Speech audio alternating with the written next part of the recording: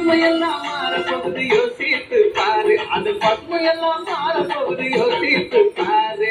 பாரு பாரு பாரு பாரு பாரு பாரு நல்லா யோசித்து பாரு.